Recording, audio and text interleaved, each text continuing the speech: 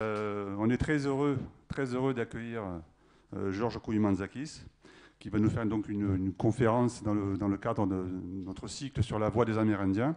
C'est un cycle où on a une expo photo que je vous invite à aller visiter, qui est dans toute la bibliothèque. On a toute une série de conférences autour donc, de ce magnifique sujet. Alors la conférence d'aujourd'hui, c'est une conférence sur les Indiens des plaines, mode de vie et rituels. Alors c'est une bonne conférence. Merci, monsieur. Mesdames, messieurs, bonsoir. Alors, je ne suis pas ethnologue. Déjà, je vous le dis, j'étais maître de conférence en géologie à l'université. J'ai eu ce monsieur, d'ailleurs, comme étudiant il y a fort longtemps. Et seulement, j'ai eu une deuxième vie. J'ai toujours été intéressé par les Indiens. Vous savez, quand on était petit et qu'on est des années 45-50, on jouait aux Indiens et aux cow-boys. On ne jouait pas à Goldorak ou à des trucs comme ça. Et moi, j'ai joué aux Indiens et aux cow-boys. Et comme je suis un perfectionniste, j'ai essayé d'en savoir plus. Donc, je pense en savoir un peu. Je ne sais pas tout. Ça serait bien grave de croire tout savoir. Ce soir, je vais vous faire une conférence. Je vais vous passer des diapos. Je vais vous passer un PowerPoint. Je l'ai regardé 2 fois cet après-midi et j'ai dit il est trop compliqué, mais j'avais plus le temps de le simplifier. Donc, vous allez subir ma logorée. Donc, on va commencer par le peuplement de l'Amérique.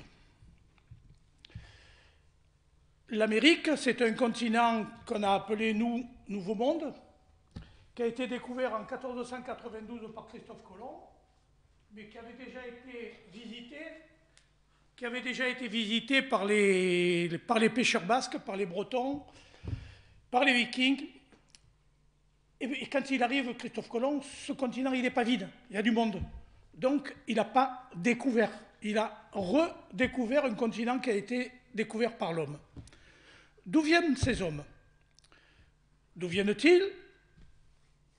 Comment sont-ils venus? Quand sont-ils arrivés? Et qui sont-ils? Le Nouveau Monde est isolé du reste. J'espère que vous avez une vision de la planète un peu globale. On la voit bien en ce moment sur les cartes de télé.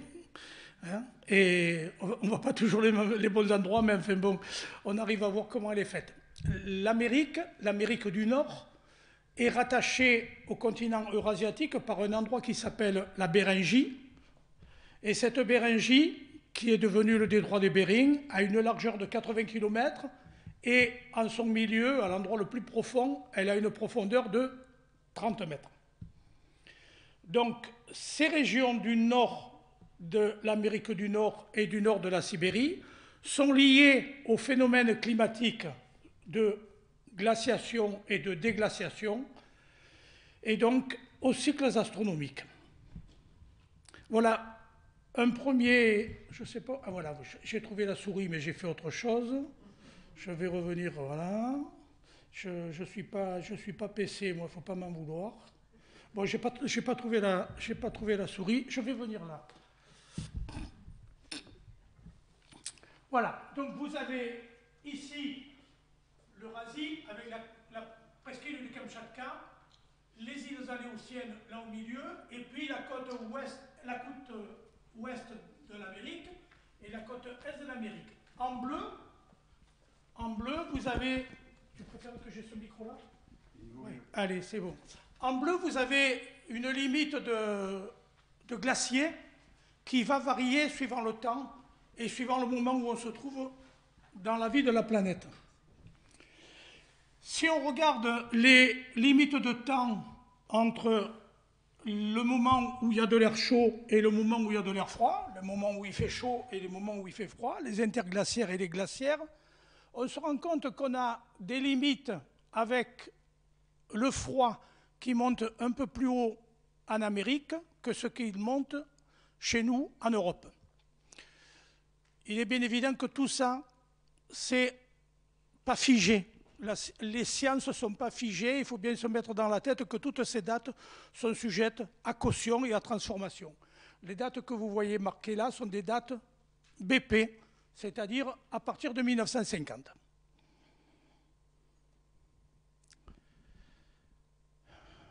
Donc, je viens de le dire, les glaces, je crois qu'il y a... Voilà. à partir du moment où les montagnes sont chargées de glace, l'eau étant gelée, le niveau des mers baisse. Vous vous rappelez l'histoire de la grotte Cosquer, hein? Si la grotte Cosquer était 30 mètres sous le niveau marin actuel, elle était même plus bas que 30 mètres du niveau marin, puisque quand il y avait la grotte Cosquer, le niveau zéro était à 120 mètres du niveau actuel. Sur le schéma de gauche, vous voyez que le bord de mer, le littoral, se trouve plus bas que sur le schéma de droite, où la glace a fondu. Donc, entre un glaciaire et un interglaciaire, on va avoir des différences de niveau de la mer. Et donc, tous les sites préhistoriques ou tous les sites habités qui étaient en bord de mer sont engloutis. On a l'exemple de la grotte Cosquer et on a sûrement tout un tas d'habitats préhistoriques autour de chez nous qui sont dans l'eau, sous l'eau. On revient à ce schéma. Je reviens à ce schéma parce que vous avez donc la position de ce qu'on appelle la banquise en bas. Attention, c'est une carte Mercator, donc tout ça c'est aplati. Tout ce qui est là en bas, c'est le pôle sud, et tout ce qui est là-haut, c'est le pôle nord. Donc il faut bien se rappeler que notre Terre est une boule, une quasi-boule. Donc la banquise fait le tour de la planète en bas, ne rejoint pas l'Afrique, parce que le bas de l'Afrique se trouve à peu près à cette latitude-là. Et donc, il n'y a pas de contact entre la banquise et l'Afrique. Au nord, on a une banquise qui remplit le golfe de Gascogne.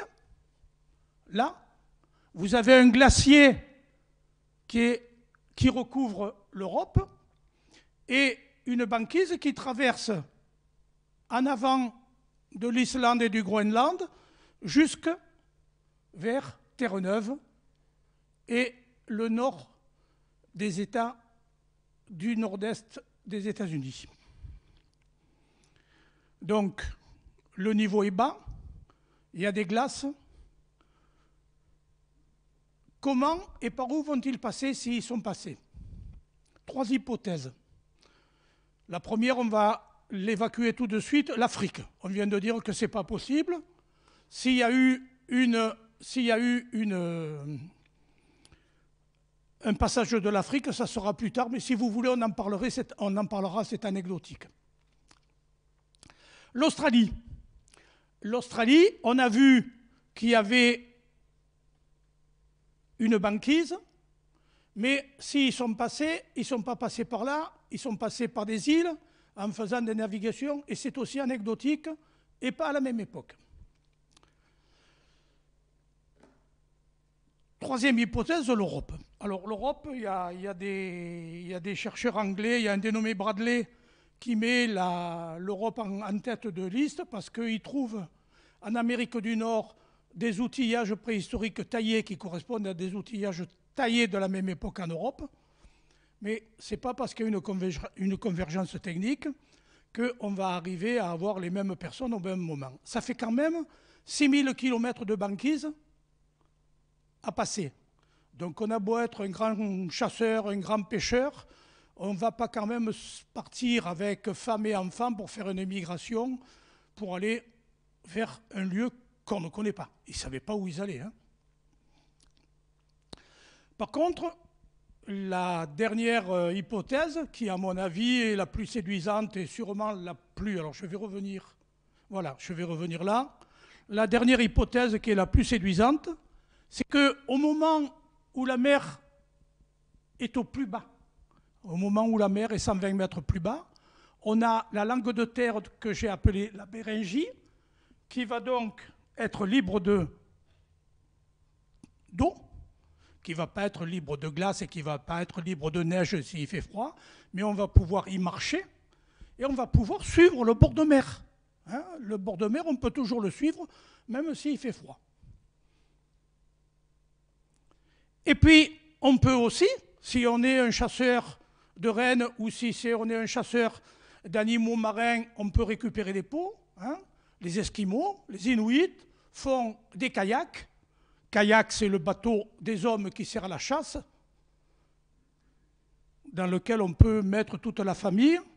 Je vous conseille de regarder les films de Jacques.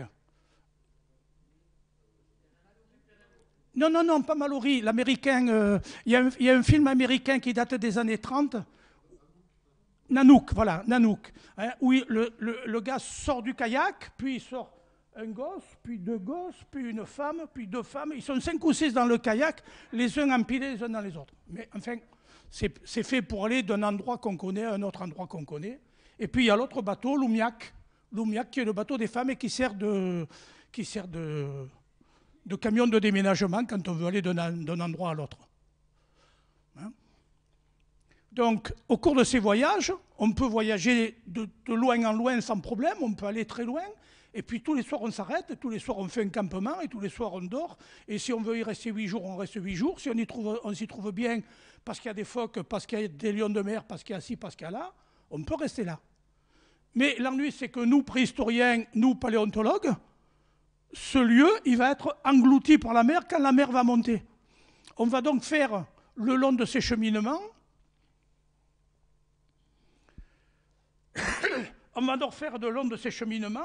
des recherches qui vont être infructueuses. Si ce n'est que dans certains lieux du Mexique, on a fouillé des grottes dans lesquelles on a trouvé des ossements. Hein. Mais ça aussi, il y a des problèmes de datation, on en reparlera. OK, on va donc partir du principe que ces gens sont passés depuis l'Eurasie vers l'Amérique, qui ne s'appelait pas encore Amérique et qui n'aurait jamais dû s'appeler Amérique, qui sont venus pendant les périodes de plus forte exondation, soit entre 12 000, moins 18 000, moins 32 000 et moins 70 000. Soit avec mon hypothèse de bord de mer, soit avec une autre hypothèse qui dit que si on revient, on va revenir sur la photo de tout à l'heure, on n'est pas pressé, hein? Voilà, on voit que là au milieu, entre l'Inland 6 et la chaîne des Rocheuses, là au milieu, il y a un corridor dans lequel il est possible de passer. Enfin, moi, j'ai fait de la montagne quand j'étais gosse, et c'est quand même plus facile de passer par la vallée, de passer par des endroits faciles à passer, plutôt que d'aller s'enquiquiner, à passer entre les glaciers. Hein. Ozzy, il est allé traverser la montagne là où il y avait un col, il n'est pas allé faire une première dans un glacier. Donc, on a dit moins 60 000, moins 30 000, moins 25 000 et entre 15 et 12 000.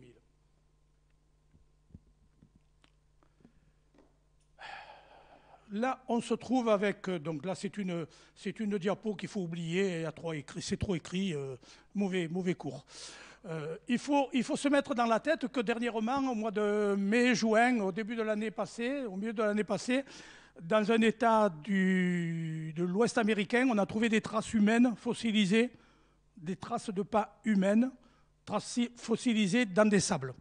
Et en même temps, avec des animaux qui nous ont donné une datation de moins 26 000.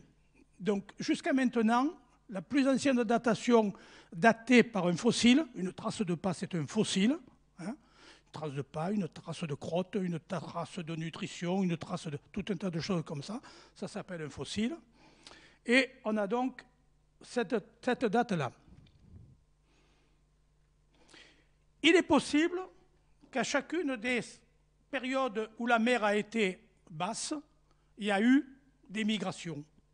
Ça, on le présume parce qu'on a des problèmes linguistiques en Amérique du Nord, où on a un groupe de langues qui s'appelle un groupe de langues amérindien, qui est le même groupe linguistique dans la totalité du continent, depuis le nord jusqu'au sud. Puis on a un groupe de langues du nord, et puis on a des groupes de langues Esquimaux. Je vais continuer à dire Esquimaux parce que je ne peux pas dire Inuit dans ce cas-là, parce qu'il y a les Aléoutes, il y a les Inuits, et puis il y en a tant d'autres. Donc, les gens du Nord, du Grand Nord, qui se sont sûrement déplacés d'un côté à l'autre. Entre un Aléoute, un Tchouk et un Esquimau du Nord canadien, il n'y a pas beaucoup de distinction à part la langue. Dans le mode de vie, il n'y a pas trop de distinction. On a dit que les premiers hommes, on les a vus donc en 26 000 dans l'Amérique centre-ouest.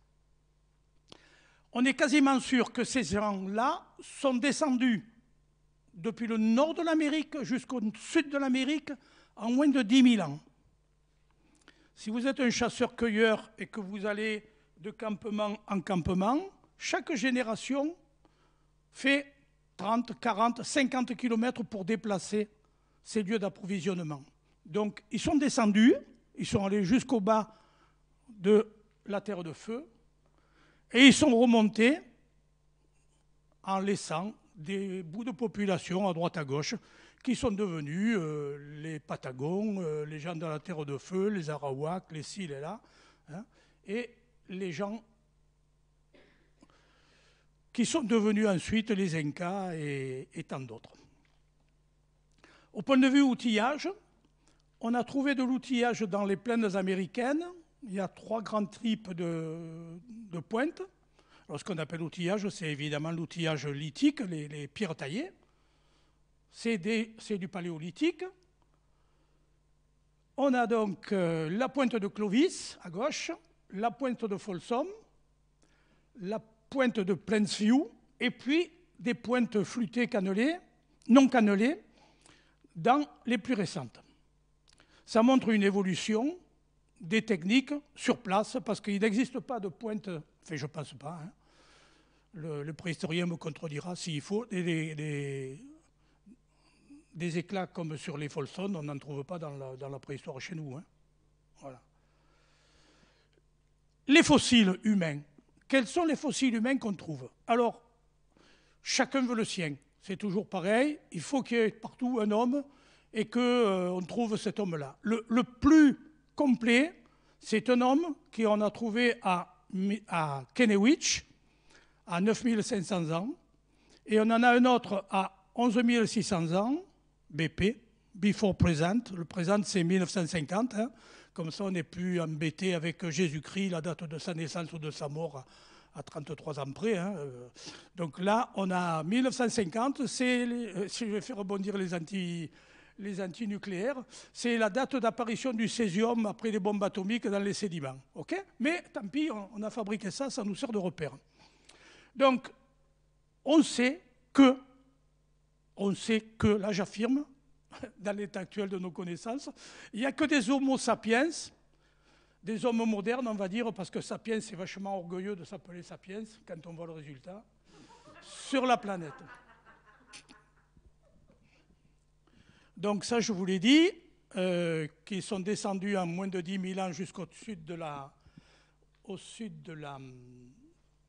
l'Amérique du Sud. Pardon ? À peu près, oui, ça dépend de la matière dont on a besoin, ça dépend de la taille du groupe.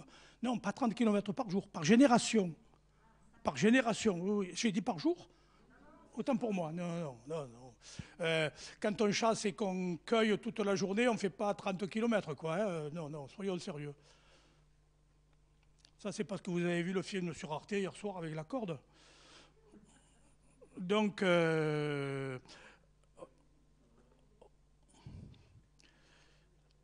les groupes humains qu'on appelle amérindiens peuplent donc les 2 parties des Amériques et forment des cultures et des civilisations fort différentes.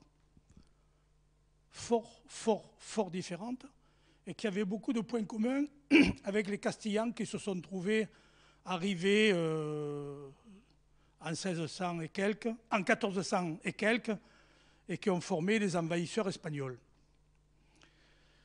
Il n'y a rien à voir entre un Maya, un Aztèque, un Inca, un Inuit ou un Iroquois et un Hopi, hein, et encore moins avec les Indiens des plaines.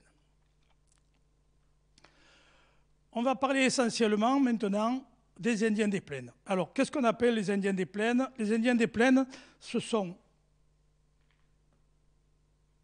des gens qui sont liés à l'exploitation du bison et qui se trouvent actuellement, depuis 1750, qui se trouvent à l'ouest du Mississippi et le long du Missouri jusqu'à la barrière des Rocheuses. L'histoire. Qu'est-ce que c'est l'histoire? L'histoire, vous savez que c'est défini par le fait qu'on puisse écrire les choses et qu'on puisse les rapporter aux autres. Et la préhistoire, c'est ce qui n'est pas écrit. Et la proto-histoire, c'est la préhistoire dans laquelle il y a du métal. D'accord? Donc il y avait une proto-histoire en Amérique, puisqu'ils ont travaillé le cuivre à certains endroits, martelé, pas forgé, martelé à froid. Leur histoire, elle va leur être confisquée par des envahisseurs. Moi, je dis des envahisseurs parce que ce n'est pas une colonisation, c'est une invasion. Hein. Et les Européens vont venir, nation colonisante de manière différente suivant sa culture. Les 4 grands groupes de colonisateurs, c'est les Espagnols sur la partie Mésoamérique, et qui vont remonter dans le Texas et dans l'Arizona, dans le Nouveau-Mexique et dans la partie sud. Rappelez-vous que quand vous regardez Zorro, c'est en 1750 Zorro. Hein. Après, la deuxième nation, c'est les Français et les Anglais en même temps. Ennemis héréditaires depuis toujours et amis héréditaires depuis jamais. Et les quatrièmes, les Hollandais. Les Hollandais se sont installés à New Amsterdam. New Amsterdam, c'est New York. C'est Peter Stuyvesant qui a fondé le poste de New Amsterdam sur la presqu'île de Manhattan qu'il a acheté pour une poignée de verroterie. On va y revenir. Donc, en Europe, au moment où l'Amérique du Nord commence à être peuplée, on sort des guerres. On sort de la guerre de 30 ans, il y a tout un tas de problèmes.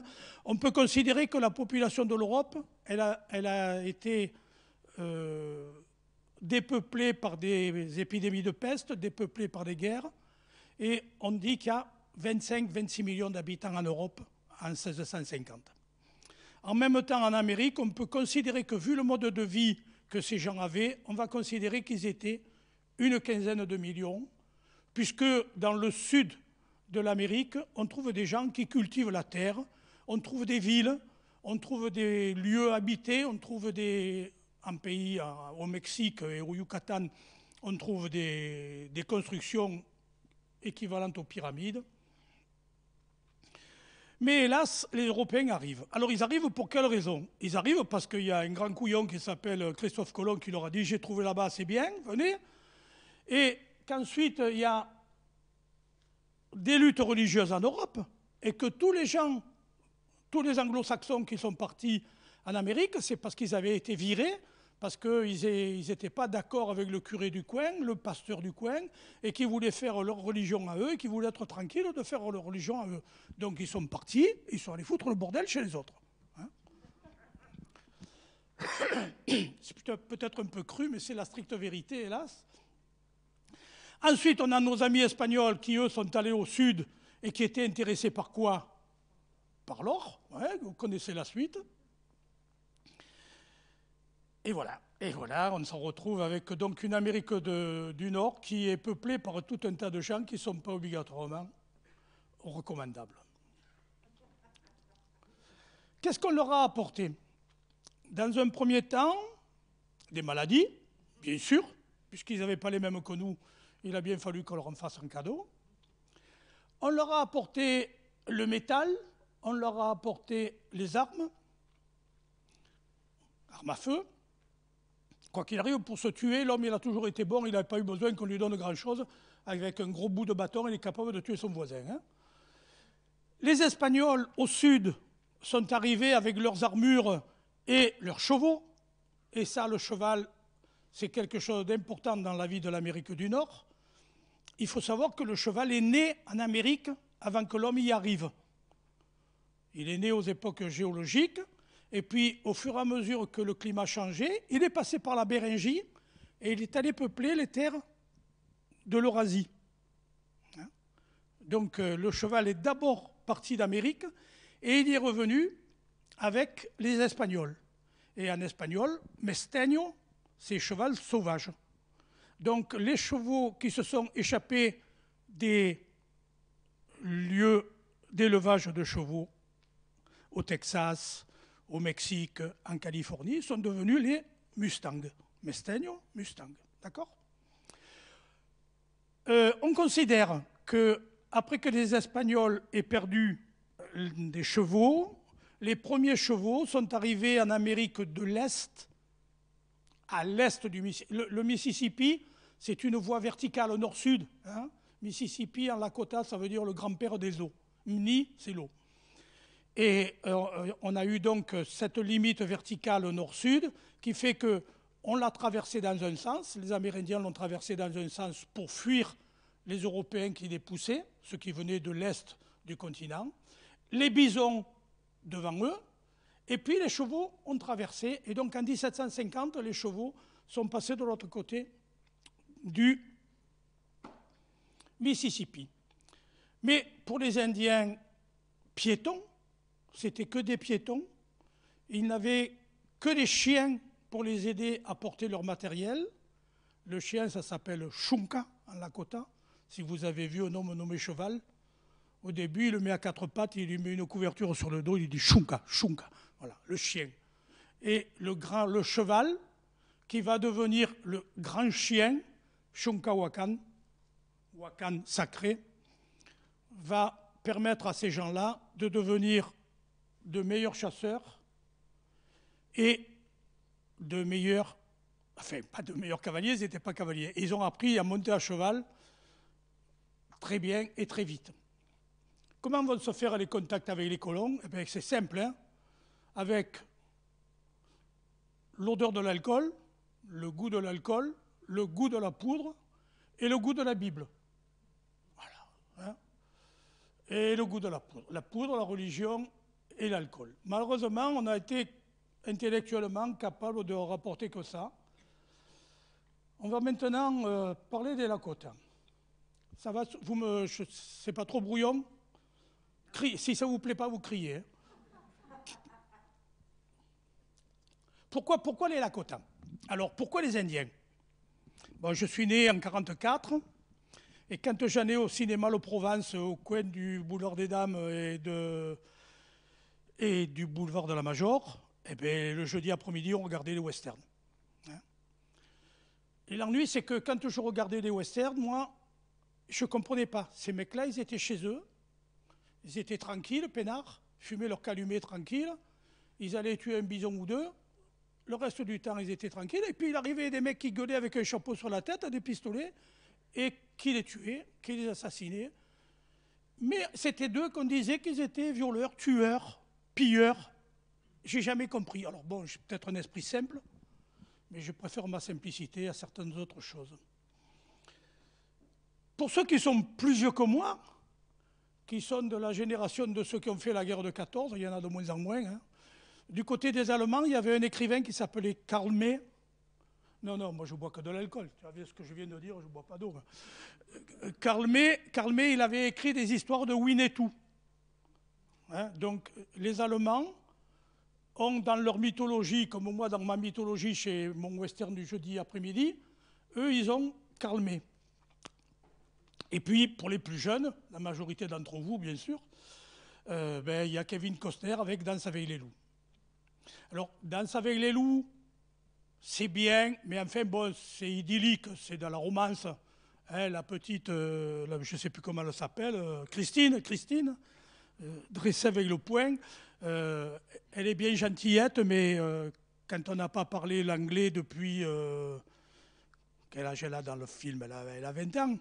Hein, elle avait 4 ans quand elle a été prise par les Lakota.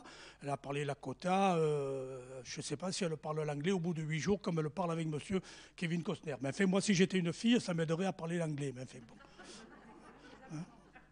Quoi qu'il il a bien vieilli lui aussi. Hein.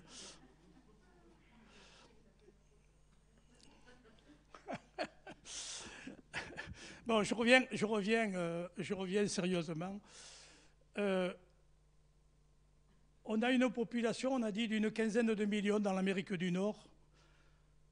15 millions, 20 millions, on peut être optimiste, on peut être pessimiste, enfin peu importe. Le problème, c'est qu'il faut savoir qu'à la fin du 19e siècle, ils étaient plus que 250 000, quoi. Hein, et qu'après, on s'est empressé de, comme l'ont fait les Suédois pour les Samis, on s'est empressé de stériliser les femmes sous prétexte que ces gens-là ne savaient pas se gérer eux-mêmes. Bon, on ne va pas faire de politique, mais enfin, on est obligé. Il y a donc des groupes linguistiques qui sont les groupes algonquins, au nord-est du territoire, le groupe linguistique Athapascan, au nord-ouest du territoire de l'Amérique du Nord. Ce groupe va migrer au sud en 1300 et quelques et va s'installer en Arizona sur les territoires de quelqu'un d'autre. Ce sont les Navajos. Les Navajos sont des Athapascans qui viennent du nord en 1350. Puis les Caddoans. Les Caddoans vivent au Mississippi, Louisiane, les pays humides. Les Iroquois, au même endroit que les Algonquins. Les Uto-Aztèques, qui sont apparentés avec les Aztèques, mais dans la langue uto-aztèque, il y a des groupes qui s'appellent les Hopis, les Unis, et qui sont les gens qui bâtissent les pueblos et qui ont les jolies statuettes de Kachina. C'est une autre histoire. Et le groupe Siouan. Dans le groupe Sioux, alors là aussi, c'est pas eux qui se sont dit qu'ils s'appelaient Sioux. Eux, ils disent on s'appelle Ikche-Wishacha, nous les hommes. Mais leurs voisins, vous savez, on n'aime jamais son voisin, surtout s'il ferme la porte à chaque fois qu'on monte l'escalier. Leurs voisins les appelaient Nadewesiu, le peuple de la petite vipère, ou le peuple du serpent. Et les Européens n'ont retenu que Sioux, comme ils ont retenu Papouze, comme ils ont retenu Squaw. Squaw, dans les langues du nord-est de l'Amérique, c'est les prostituées. Et donc une femme, ce n'est pas une squaw. C'est elle qui fréquente les hommes blancs. Oui, mais enfin, on ne peut pas leur en vouloir, les pauvres, il faut bien vivre. Hein. Et les papouses, c'est uniquement un mot du nord-est. Il faut parfois remettre des choses en place. Nous, on va parler de Ikche-Wishacha, les vrais hommes, ceux qui sont les vrais hommes. Ils sont aussi appelés le peuple des amis, parce que Kota, Kola, suivant qu'on parle la langue Lakota, Dakota ou Nakota, ça veut dire les amis. Donc, je vais continuer à dire les Sioux, peu importe. Les Sioux vivent à l'ouest du Mississippi, au sud du Missouri, et dans des États américains qui sont actuellement le sud du Montana, le Wyoming, le Dakota du Nord, le Dakota du Sud, le Nebraska et un petit peu le Colorado. D'accord? Ce sont des nomades. Ils sont divisés en 3 groupes suivant leur langue, Lakota, Dakota, Nakota. Et suivant la position où ils se trouvent, s'ils sont à l'est ou à l'ouest, on aura les Sioux de l'ouest, les Lakota, qui sont divisés, qu'on appelle aussi les Tétons, qui sont divisés en Oglala, Brûlé, Miniconjou, Ungpapa, Pied Noir, Sans Arc et Two Kettles. Alors, Two Kettles, ça veut dire 2 gamelles, parce qu'il y avait un chef qui avait 2 gamelles, et les Américains ne se sont pas emmerdés la vie, hein, ils l'ont appelé Two Kettles. On ne va pas chercher à faire de la linguistique. On va juste parler de cela.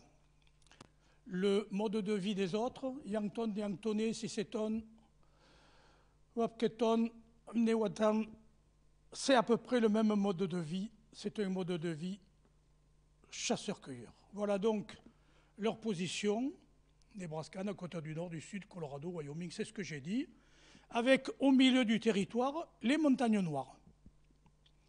les montagnes noires, vous voyez sur le bout de carte qui reste, où il y a marqué « Territoire indien non cédé ». Mais ça, c'était avant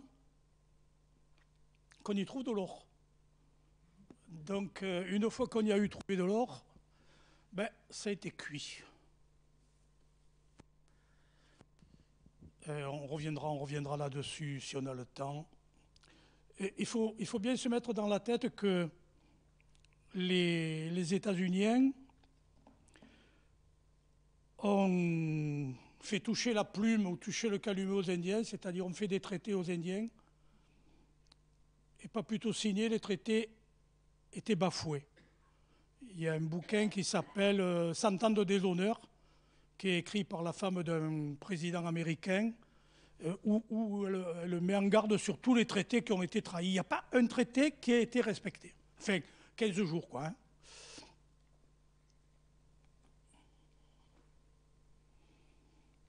Donc, je l'ai dit, mais j'y reviens. Ils viennent d'une partie, au départ, on trouve des gens qui parlent le sioux dans les régions de Caroline du Nord, Caroline du Sud, Ohio, là où a été tourné le beau film Le Dernier des Mohicans, hein, ces belles montagnes bleues, dans lesquelles il y avait à l'époque des bisons, petits bisons de forêt. Et les Blancs ont poussé tout le monde un peu plus loin. Chaque fois qu'il arrivait 3 bateaux, on poussait les gens un peu plus loin, les autochtones, on les poussait un peu plus loin. Donc ils sont arrivés à traverser le Mississippi, le Missouri, et là ils se sont dit, bon là maintenant on risque plus rien, hélas. Donc je vous ai parlé du cheval, donc je vais vous faire voir une image. En haut à gauche, vous avez une dame avec son chien, Shunka, et le travois de chien. Un travois, c'est 2 barres de bois avec 2 petites barres transversales. Là et là, ou alors un cercle en osier, et sur lequel on met ses biens. Mais un chien, ben, ça ne peut pas transporter 200 kilos. Hein. Donc, Shunka. Et après, ils ont eu le grand chien, Shunkawakan. Et avec un travois, on peut transporter des perches de tipi, et donc avoir un tipi plus grand qu'un petit tipi fait avec des perches pour chiens. Hein. Et puis, on peut aller tuer un bison et on peut même ramener tout le bison entier au lieu de s'arrêter à ramasser un cerf ou une antilocapre. Hein. Donc on devient un capitaliste. Hein. On devient un grand guerrier des plaines et on va développer une culture d'accumulation. Quand on est pauvre et qu'on n'a pas les moyens de stocker, eh bien on est pauvre, on n'a pas les moyens de stocker. Dès qu'on arrive à avoir les moyens de stocker et de transporter ce qu'on porte, on va changer de mode de vie. D'accord ?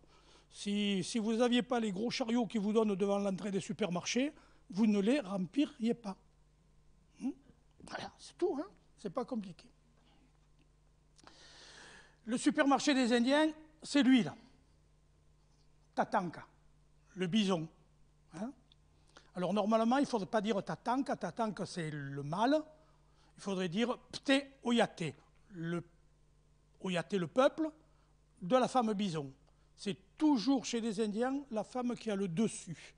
Mesdames, c'est une vie rêvée pour vous.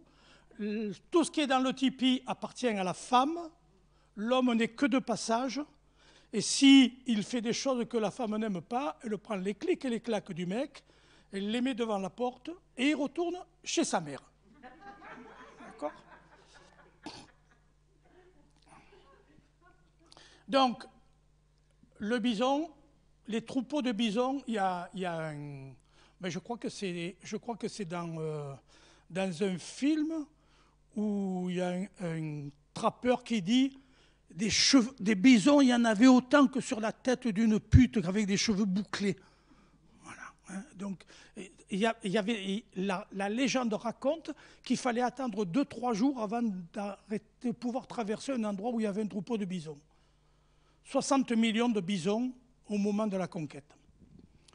Les bisons migrent du nord au sud suivant les saisons, et du sud au nord, évidemment, dans l'autre sens. Dans le bison, tout est bon, comme dans le cochon, mais ils n'avaient pas de cochon.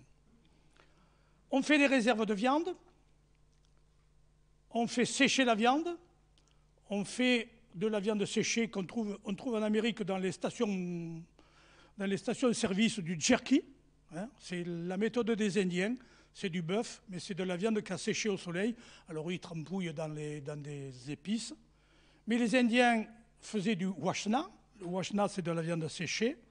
Et pour l'hiver, ils écrasaient cette viande en poussière et ils la mélangeaient avec la pulpe de baie et ils appelaient ça le pemmican.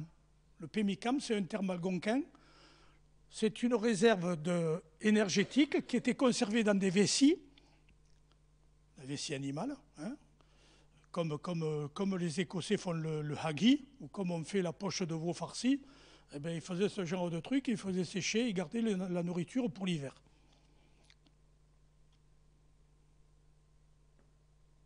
Voilà l'ère sur laquelle les bisons vivaient. Donc si on était chasseur de bisons, il n'y avait pas de problème. Normalement, on s'en sortait, quoi. Hein? Au moment de l'arrivée des Européens. À partir du moment où les Européens arrivent, ils sont arrivés par là, par là, par là et par là. Le Mississippi est ici, le Missouri est là. Eh bien, le bison va venir uniquement dans cette région-là.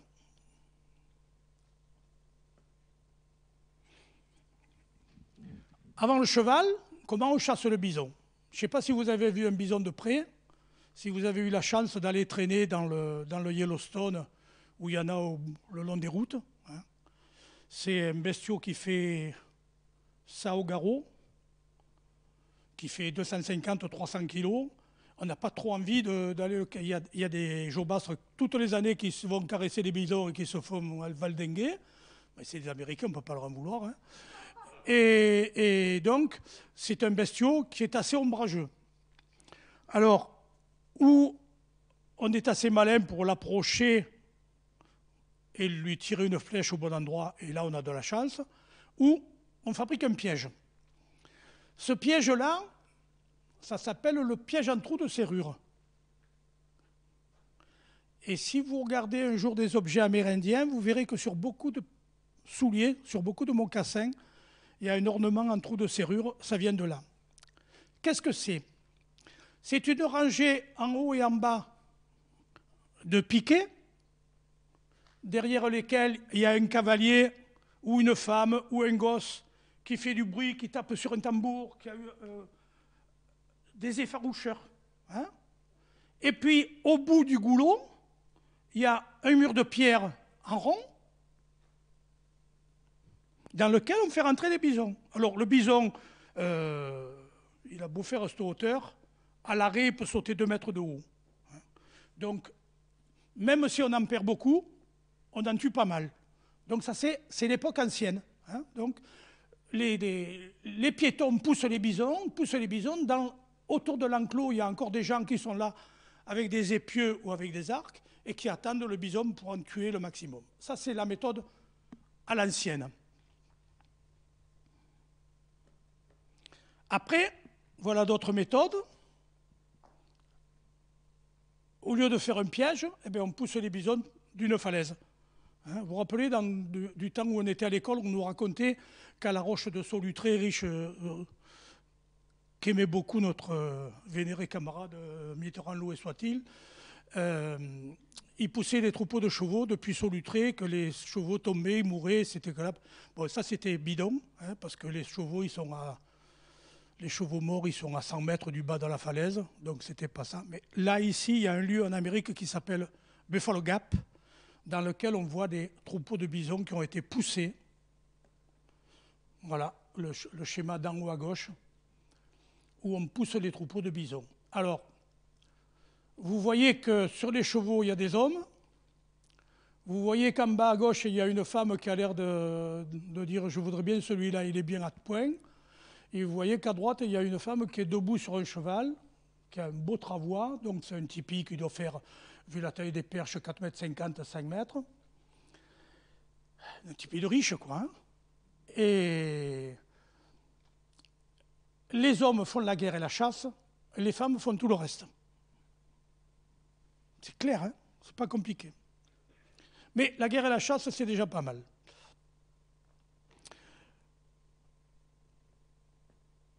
Voilà un bison. Celui-là, il était au bord de la route. Ouais, il faisait ses 250 kilos facile. Hein. Bon, j'avais un bon télé. Et vous avez des petits veaux derrière, les veaux de l'année. La peau des veaux était gardée pour faire des sacs dans lesquels on mettait les objets sacrés, les sacs médecine. Le tout tourne autour du bison. Le bison. Alors j'ai dit, dans le bison, tout est bon. On va faire l'inventaire en partant, vous voulez que je parte d'où? De la queue, de la tête, des oreilles, des pieds. Tout est bon. La queue, allez, la queue. La queue, elle sert de chasse-mouche. On mange la viande de la queue, évidemment. On met la viande avec tous les os dans le ragoût, le stew. Je ne vous dirai pas les noms en lakota, hein, ça ne sert à rien. Si on continue, les poils, ils servent à faire des jeux, des balles.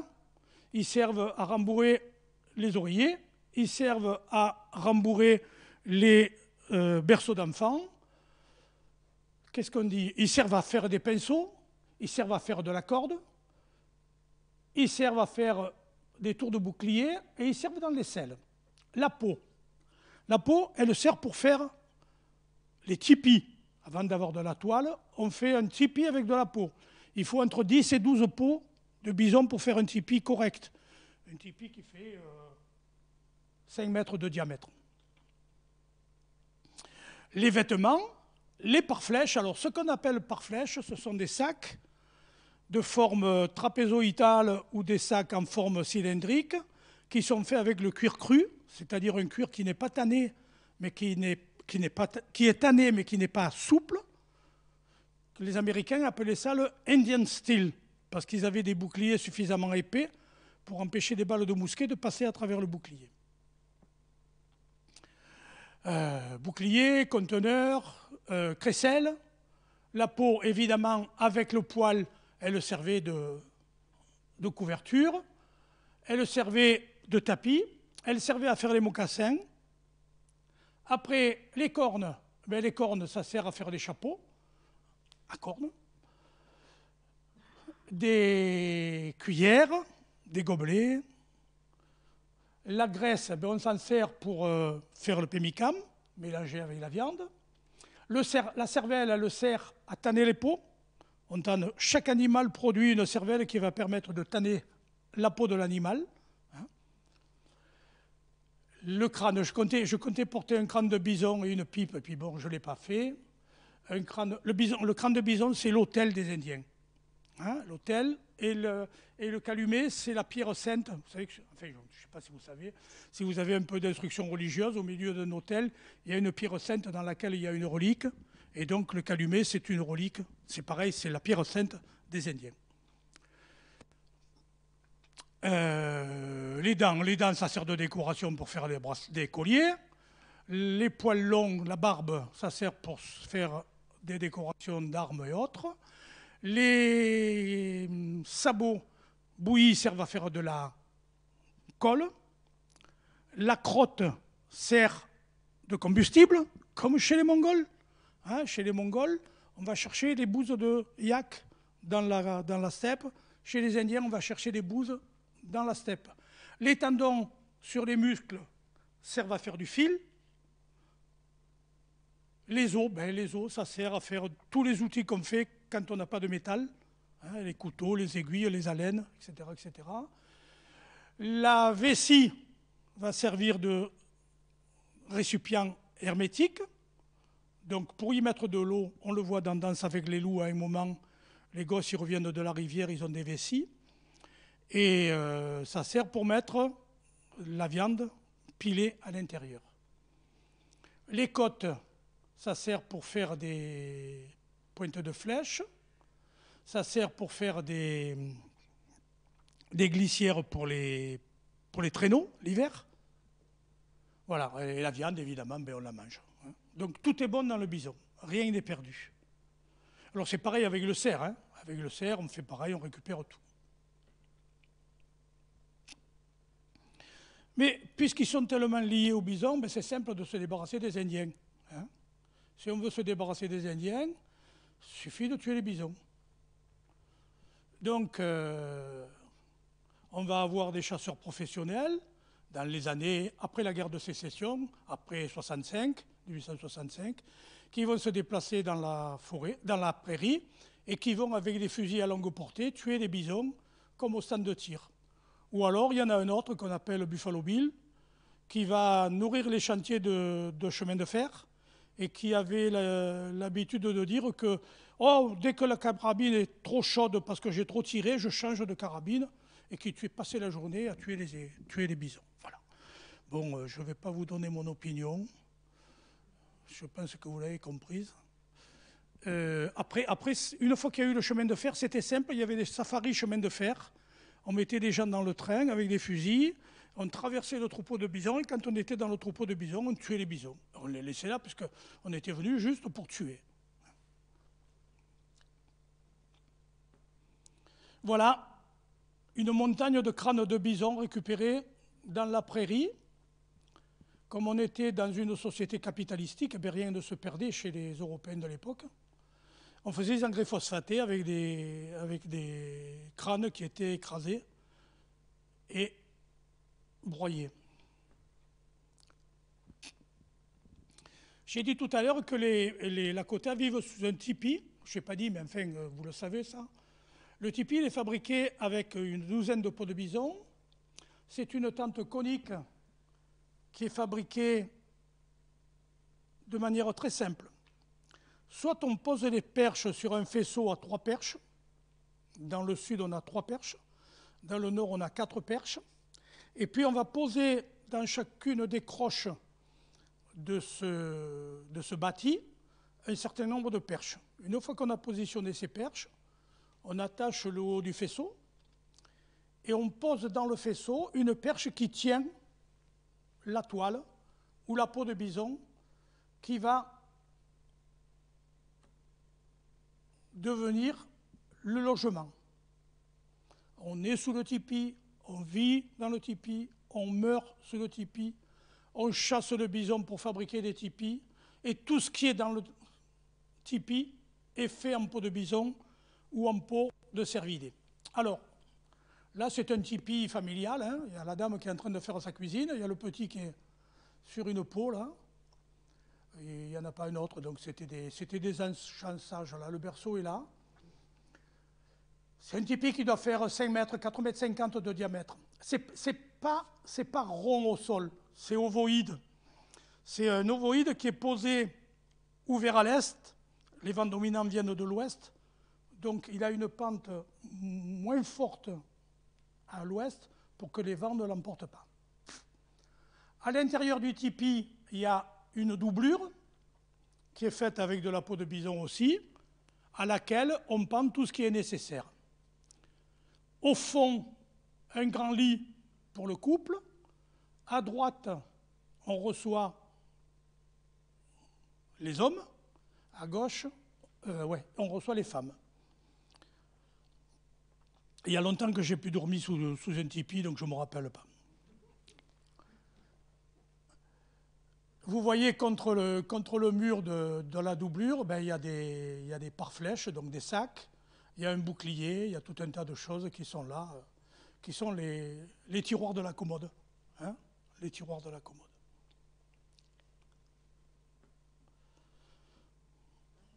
Voilà, celui-là était très agréable à vivre. Donc il m'a servi 10 ans.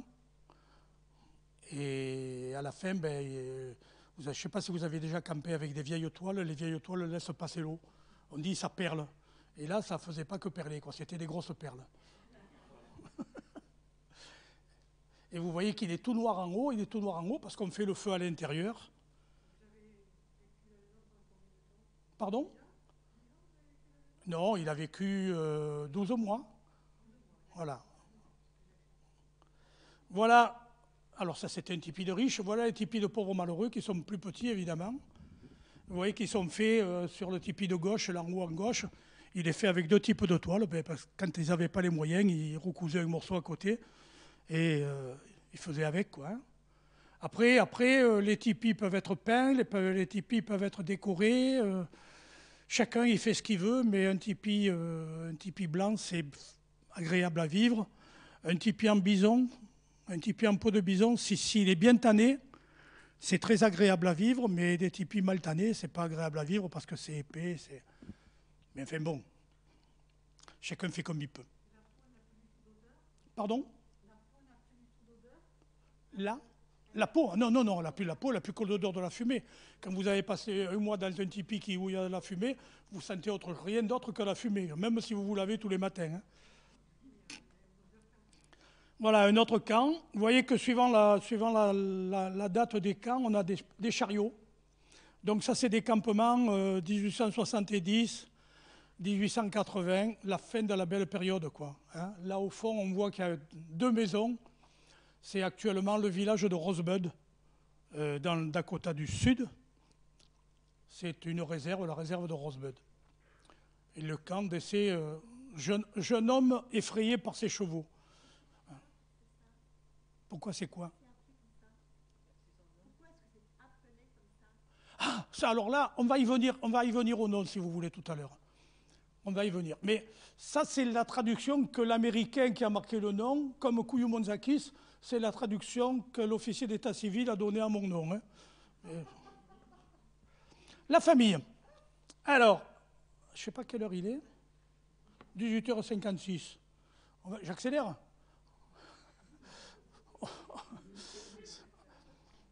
La famille, c'est une famille polygame, qui peut être polygame, dans lequel l'homme peut s'attacher les services d'un groupe de sœurs. Ça s'appelle le sororat. Enfin, je ne sais pas, mesdames, si vous avez des sœurs. Moi, je me vois mal à vivre avec des femmes qui ont leurs sœurs avec elles. Ça ne doit pas être simple.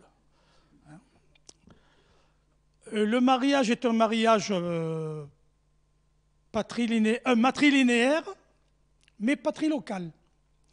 C'est-à-dire, c'est ça où je dis des bêtises?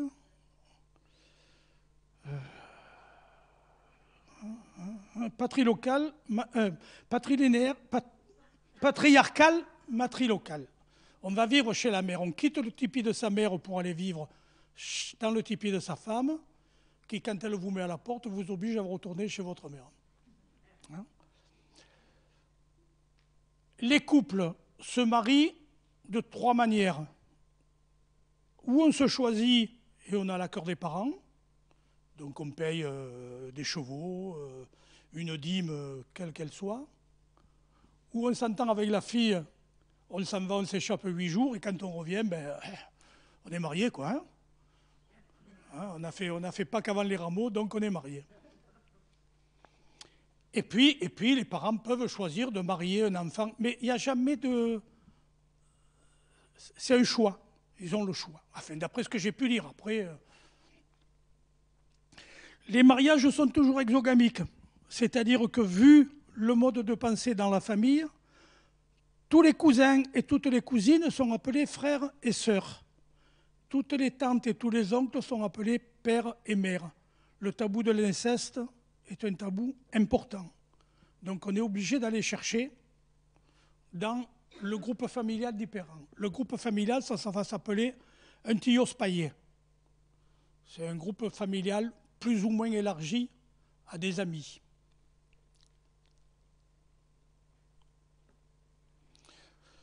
Voilà, ça c'est des photos de 1860. J'aime bien la petite fille avec son chien au milieu, elle est adorable, je trouve. C'est des gens... bon, moi j'en ai vu, j'en ai pas fréquenté, j'en ai vu en Amérique. C'est des gens qu'on n'aurait pas dû emmerder, quoi. Ils étaient bien là où ils étaient, il ne fallait pas les emmerder, quoi. Surtout qu'il y a encore la place pour tout le monde. Hein. Voilà, voilà ce qu'ils étaient. Les rôles dans la famille. Alors, les femmes s'occupent de toutes les tâches domestiques. Récolte du combustible, bois, bouse, préparation du gibier, cuisine, garde et éducation des enfants, préparation des pots, couture des vêtements, couture du tipi. Comme je vous l'ai déjà dit, le tipi appartient à la femme. Et la femme a le droit d'en faire ce qu'elle veut et de virer son mec si elle a envie de le virer. C'est des sauvages, quoi. Hein. Non. Les hommes font la guerre, sont chargés de l'approvisionnement du tipi et de la famille élargie. Ils peuvent être choisis aussi pour aider une veuve ou pour aider des vieillards. Ils fabriquent tous les objets du rituel. Ils fabriquent leurs armes.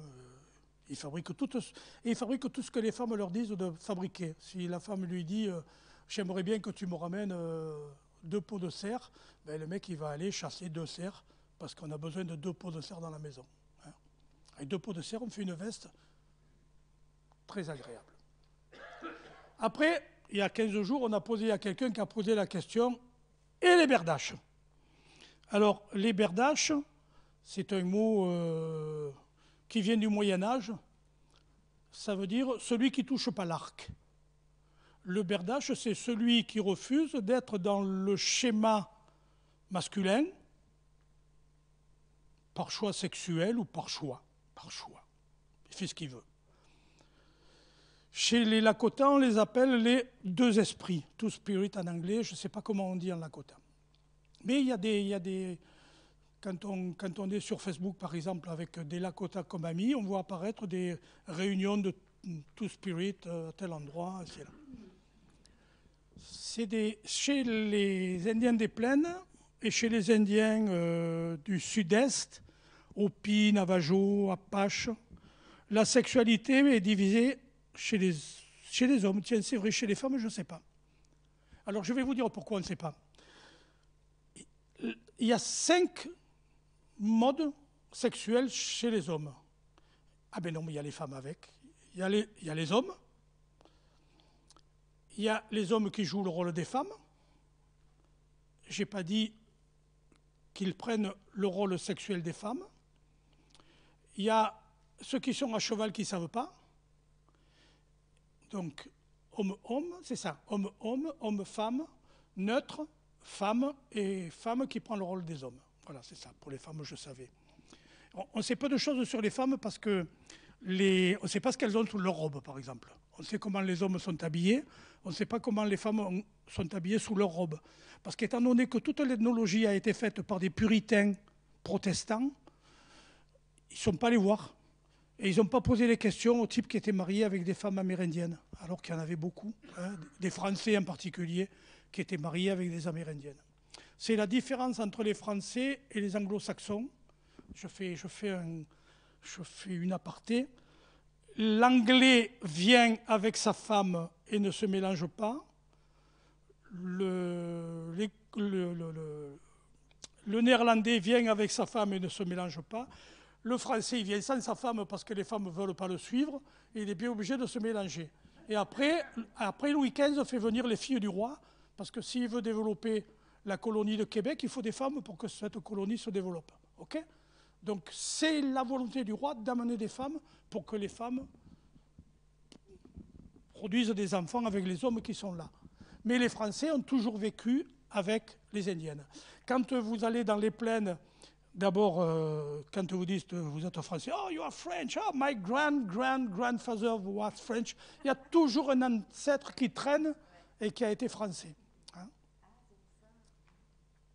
Donc, les berdaches, dans le cas où c'est un homme qui refuse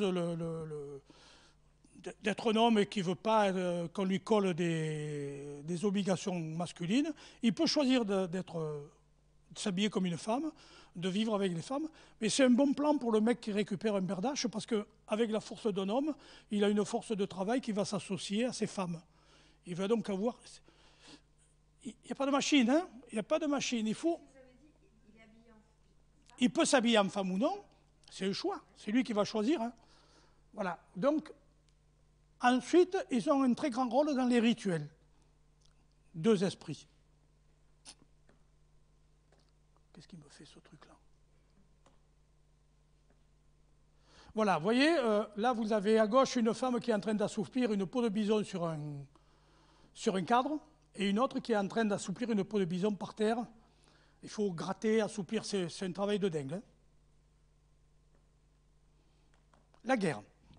La guerre, on va d'abord parler des guerres des Indiens entre eux.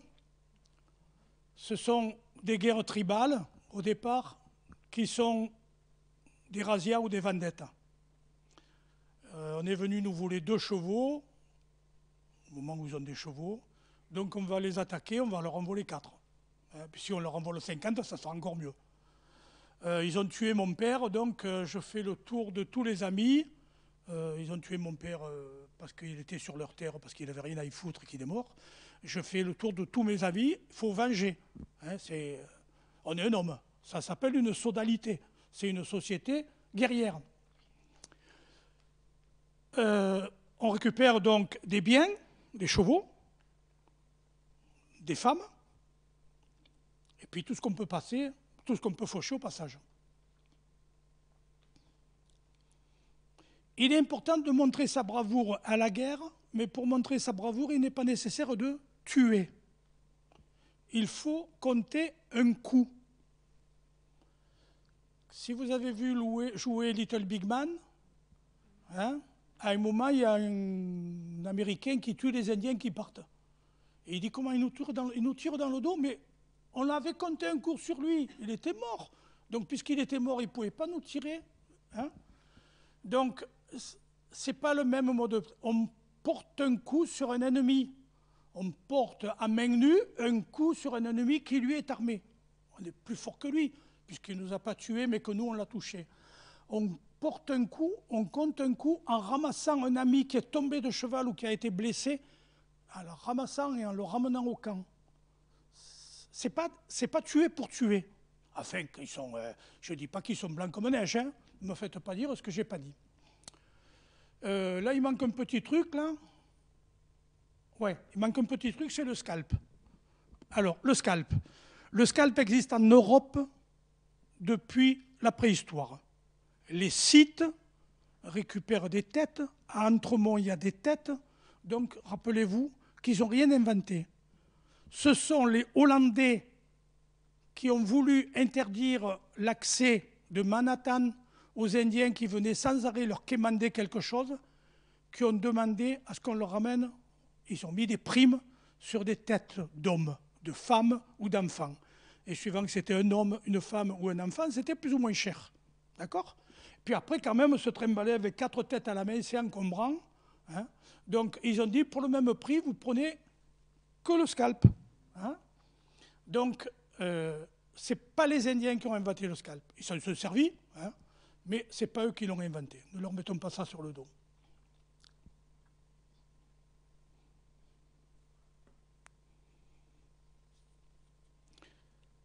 Bon, la guerre, je vous l'ai dit, hein, la guerre avec les Américains, ben, c'était quelque chose, ils ne comprenaient pas, quoi. Hein.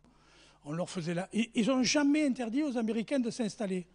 Mais ils n'ont jamais compris que les Américains veuillent à tout prix dire c'est à nous, on met des clôtures, qu'est-ce que tu viens faire sur mon terrain, et c'est là.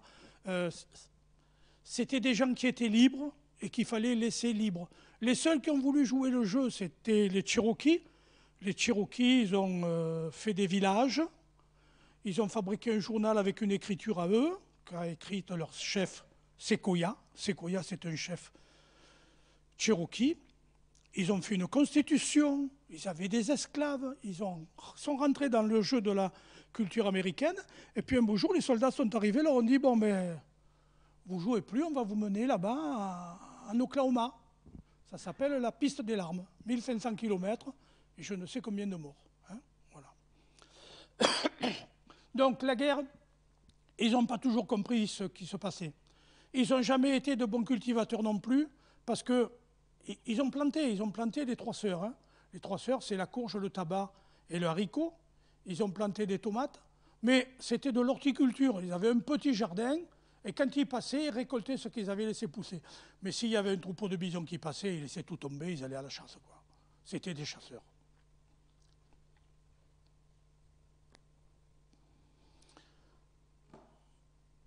Le groupe tribal. Alors, démocratie, pas démocratie, anarchie, pas anarchie. Il y a deux types de chefs. Il y a un chef de paix et un chef de guerre. Un chef de paix, c'est quelqu'un qui règle tous les problèmes du camp, donc de l'association de Tillos Paillet, quand il y a beaucoup de monde. Ils gèrent leurs problèmes et les décisions en général sont prises à l'unanimité ou presque.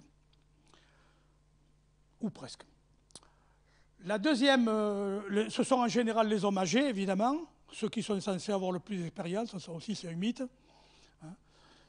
Et ensuite, il y a les chefs de guerre. Le chef de guerre, c'est celui dont on a tué le père dont je vous parlais tout à l'heure, qui vient avec un calumet emmanché avec le tabac dedans, et qui dit « je lève un parti de guerre, qui vient avec moi à la guerre ?» Ça ne veut pas dire qu'il va imposer la guerre à tout le monde. Il dit « je cherche une milice. Qui veut faire partie de ma milice ?» Donc, il va choisir d'amener avec lui les gens qui veulent bien le suivre, et on n'est pas obligé de le suivre. On peut très bien lui dire « ta guerre ne me regarde pas, je te laisse la faire, je ne me mets pas entre tes jambes, mais ça ne me regarde pas. » On est donc, dans le terme que j'ai utilisé tout à l'heure, dans la sodalité. À l'intérieur de ce groupe humain, il y a des sociétés secrètes. Hein. Tout le monde sait que tu appartiens à la société secrète, puisque tu portes les insignes de la société secrète ou tu les payes sur ton Tipeee. Mais il y a les corbeaux, il y a les petits renards, il y a les ci, il y a les là, il y a les doubles cœurs, il y a tout un tas de sociétés à laquelle on appartient et où il est de bon ton d'appartenir. Hein. C'est leur franc-maçonnerie à eux. Oui, les sociétés guerrières, elles ont aussi un avantage, c'est qu'elles peuvent choisir, quand il y a des troupeaux de bisons qui passent, d'aller tuer des bisons pour donner à ceux qui n'ont pas les moyens d'aller à la chasse. Les veuves, les enfants isolés. Voilà. Ramasser les poubelles quand les boueurs ne font pas leur travail, il faudrait mettre à l'armée, quoi. Hein. Les croyances. Les croyances, c'est une culture qui est chamanique, animiste, à manière de penser holistique. Rien ne se fait suivant une pyramide, tout se fait suivant un cercle. L'homme est dans le cercle de la vie est un cercle. Quand on est petit, on marche à quatre pattes, et puis on grandit, puis quand on devient vieux, on va finir à quatre pattes, et puis on meurt. Et quand on est un animal comme les autres animaux, et on est le peuple des deux pattes, les bisons, c'est le peuple des bisons, les oiseaux, etc. etc. Mais il n'y a pas l'homme au-dessus de la création. On prie ce que les Américains ont appelé le grand esprit, qu'eux appellent Wakantanka, le grand mystère, qu'on appelle aussi grand-père, et on prie avec la pipe. Alors, la pipe, bêtement appelée calumet de la paix, puisqu'elle peut aussi servir à déclarer une guerre, la pipe est composée de deux morceaux. Un fourneau et un tube, un tuyau, comme toutes les pipes. Le fourneau est fabriqué dans une pierre qui s'appelle la catlinite, dédiée au peintre Kathleen. C'est un talc, une stéatite de couleur rouge. Et la légende dit que c'est le sang des ancêtres qui sont disparus dans un déluge et qui s'est solidifié. Cette pipe, elle a été apportée par la femme bisonne blanche. Alors je vais vous raconter, je ne sais pas combien de temps on a. Il vaut mieux finir sur la bisonne blanche. Ouais, la femme bisonne blanche, un jour, une tribu n'avait plus rien à manger. Et c'était la dèche, la vraie dèche. Les mecs partaient à la chasse à droite, à gauche, partout, et ils ne trouvaient rien à manger. Donc deux chasseurs sont ensemble et voient arriver au loin une tornade, une petite tornade. Alors, comme ils sont animistes, chamanistes, ils disent « qu'est-ce que c'est ce truc ?» Et ils regardent. Arrive une femme, une belle femme évidemment, pas moche, habillés avec des peaux de toute beauté, une belle peau de cerf blanche. Et il y en a un qui dit à l'autre, putain, ça serait bien cool. Hein. L'autre, il dit, mais tu n'as pas honte, tu vois pas comment elle est arrivée, c'est une femme sainte. Et quand cette femme entend ça, le mec, il est transformé en tas de serpents. Bien fait pour sa gueule. Donc cette femme leur dit, allez dire à votre chef que je vais résoudre vos problèmes et qu'il prépare demain un endroit où nous allons prier. Le chef s'appelle Corne Creuse, Holohorn. Donc il prépare un endroit, toujours lié aux 4 directions, hein, nord, sud, est, ouest. L'air est tapissé avec de l'armoise. Et quand cette femme arrive, elle a un ballot, elle défait son ballot, et dans le ballot, elle a le calumet, le fourneau, et le tuyau, qui est un tuyau en os de bison. Et elle explique, voilà, quand vous aurez besoin de quelque chose, maintenant, quand vous aurez besoin de quelque chose, pour appeler Tunkashila, vous prierez avec cet objet et vous mettrez dedans ce produit. Le produit, c'est un mélange de plantes, dans lequel il y a du tabac, dans lequel il y a tout un tas d'autres choses, suivant les régions, qui s'appelle kinikinik. Et donc, on met 7 pincées dans le fourneau. Alors, le nord est là, hein, ici. Donc, on se met face à l'est, on fait une offrande au ciel, on met dans le fourneau, on fait une offrande à la terre, on met dans le fourneau, puis une offrande à l'est, une offrande au nord, une offrande à l'ouest, une offrande au sud, ça fait 6, et puis une offrande pour tous ceux qui sont là. On bourre la pipe, on allume la pipe, et on fait démarrer la pipe, et on fait faire à la pipe le tour de l'assemblée des gens qui sont là. Les gens qui sont là, si vous avez fait une promesse, sont vos témoins de promesse. Sont les témoins que vous avez touché la plume, que vous avez accepté le pacte, que vous allez aller à la guerre, que vous n'allez pas y aller, etc., etc. Donc cette femme fait cette cérémonie et leur dit, il faudra faire cette cérémonie tous les jours, ici et là. Et donc, elle leur donne la pipe, j'abrège, hein, et elle part. Elle part et les gens la suivent. Elle arrive à la première colline, elle se roule par terre, elle se transforme dans un bison noir ou bleu, le nord. Et puis la colline d'après, elle se roule, 4 fois, elle se transforme en bison de la couleur de la région du point cardinal sur lequel elle est. Et après, la dernière bosse qu'elle passe, eh bien, elle disparaît, mais il y a un troupeau de bisons, mais il y a des bisons qui sont morts. Donc les gens, là, peuvent manger et ils deviennent de la tribu des sans-arcs. C'est pour ça qu'on les appelle les sans-arcs. Hein, voilà. Vous aurez entendu une bonne légende. La religion est tenue par des hommes, mais chacun peut y jouer un rôle. On appelle celui qui prie, s'appelle le Wishacha Wakan. Wishacha, l'homme, Wakan, saint, sacré. Ce n'est pas des sorciers. Ils font pas de la magie noire, mais en voilà un.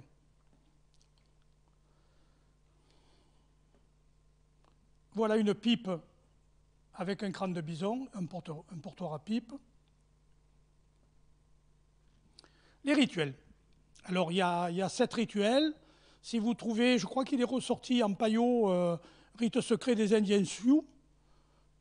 C'est Eakasapa. Ça va vous coûter cher, ça. Eakasapa et John Epes Brown chez Payot. C'est un bouquin des années 50 dans lequel il y a tous les rites. On va parler de 3 rites. On va parler de la loge à sudation, on va parler de la quête de vision et on va parler de la danse du soleil. On va être juste dans les temps. Le rite de la purification ou loge à sudation.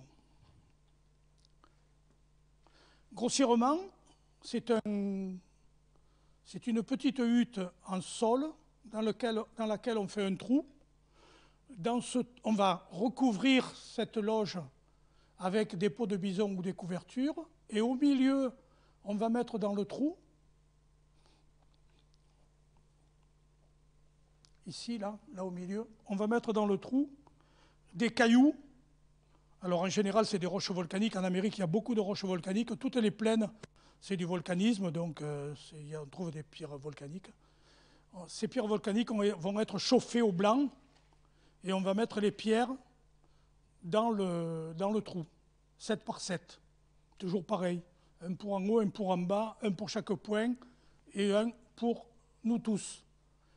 Et celui qui mène la loge va, avec une corne de bison, puiser de l'eau et va verser de l'eau sur ces pierres rouges. Mais rouge, hein. C'est pas pour rire. C'est autre chose qu'un sauna. La température devient très, très, très, très, très forte. Normalement, tout se fait par 4. Normalement, il y a 4 portes, mais si on ne se sent pas bien, on peut demander à sortir. Donc il y a une formule, on demande à sortir et on sort. Après, les autres continuent, il n'y a pas de problème.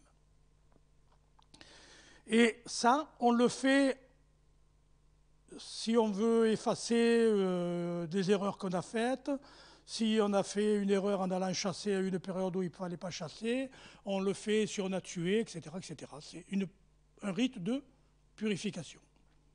Ça s'appelle Inipi. Alors, vous tapez Inipi sur votre Internet, vous allez trouver plein de gens qui vous vendent des Inipis. Hein, mais enfin, bon, il ne faut pas trop jouer avec ce genre de trucs.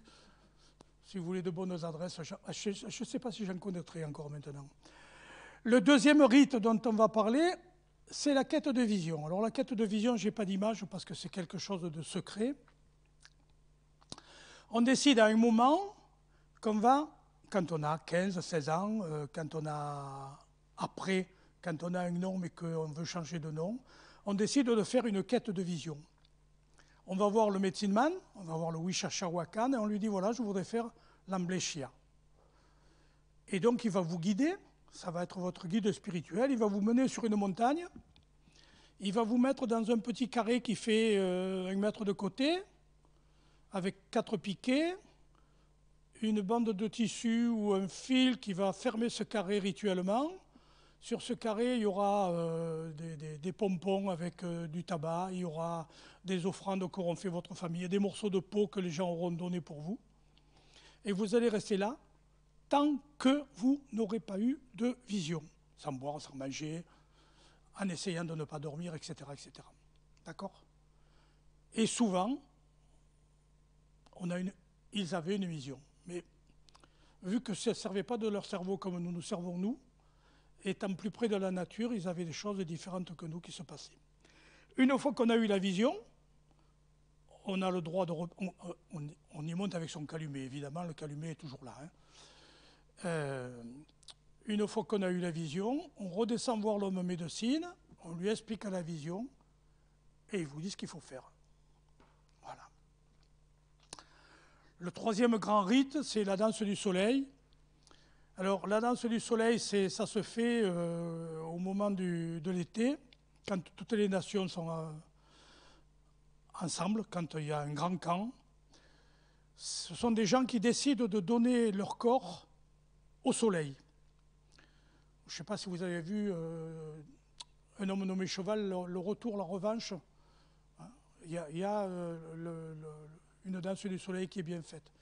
Il se perce le muscle qui est au-dessus du sein, le pectoral avec une arête, une griffe d'aigle ou un bout de bois, et s'accroche avec une corde, les 2 muscles, et il tire dessus. Donc c'est cette image-là. Vous voyez, celui qui est en bas, il est en train de tirer.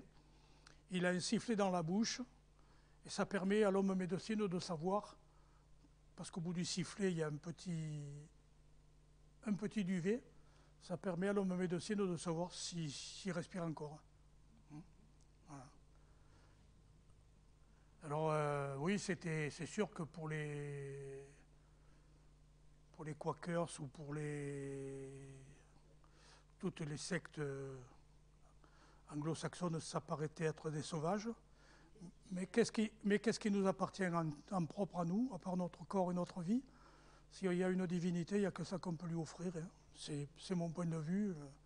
Après, pardon? Je n'ai pas entendu. Oui, oui, non, mais c'est pas pareil. Les Incas et les Mayas, c'est pas pareil. Ils ont besoin du sang. Les Incas et les Mayas, ils ont besoin du sang pour nourrir le soleil qui est leur divinité. C'est pas le leur de sang qu'ils donnent. Ils donnent le sang des gens qu'ils ont pris pendant les guerres des fleurs. Et les mecs, ils les ont shootés, ils les font monter à la pyramide, ils leur ouvrent le... Pouf, ils jettent le cœur. Ils se donnent pas là, ils donnent eux. Non, non, non. Non, non, non, non. Non, non, non. Ils ont le droit d'arrêter. Ils ont le droit d'arrêter. Non, non.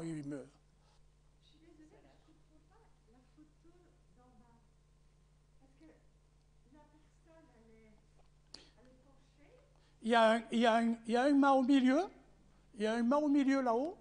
Voilà. Et lui, il est attaché au mât par des cordes qui sont là. On voit le lien là.